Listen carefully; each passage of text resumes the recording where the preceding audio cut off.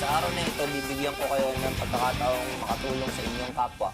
Kayo naman ay gagawa ng 100 packs ng binalot na ipamimigay sa ating mga kapamilya nang hindi nila nalalaman. Nag-start ang day sa isang madramang paggising. Balot daw tayo. Takot ko na nga.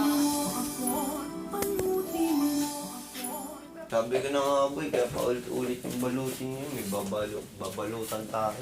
Later in the morning, pinatawag ni Kuya si Kim para sa kanilang task na may connect sa pagbabalot. Housemates, sa araw na ito, bibigyan ko kayo ng pagkakataong makatulong sa inyong kapwa.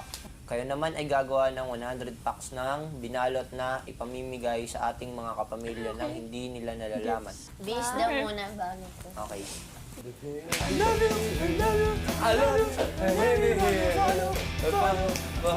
Para sa kanilang first task as secret elves, gagawa ang teen housemates ng 100 packs of binalot na may adobo, kanin, itlog na maalat at kamatis.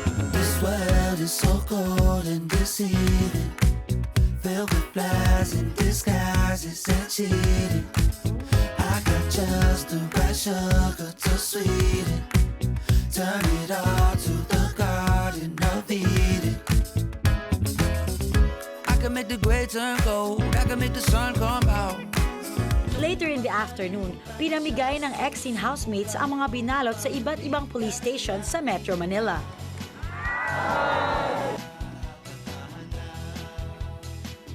Dito kami ngayon kasama ang MMDA at namimigay kami ng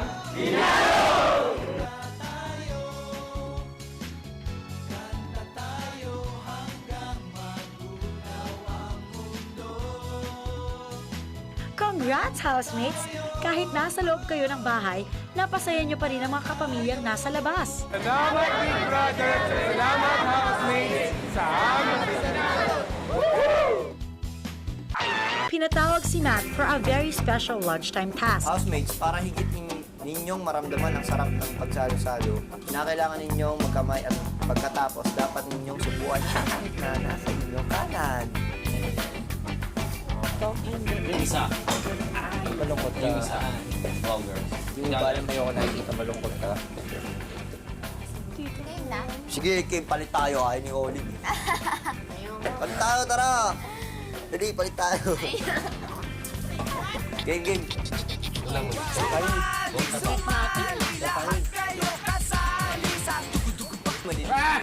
Maliit. Oo, sabi ka nga. Kanin. Kakamba.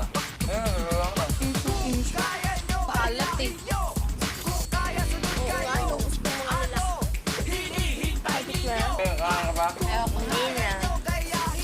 Ulam pa? Nga ako, pare. Ulam mo?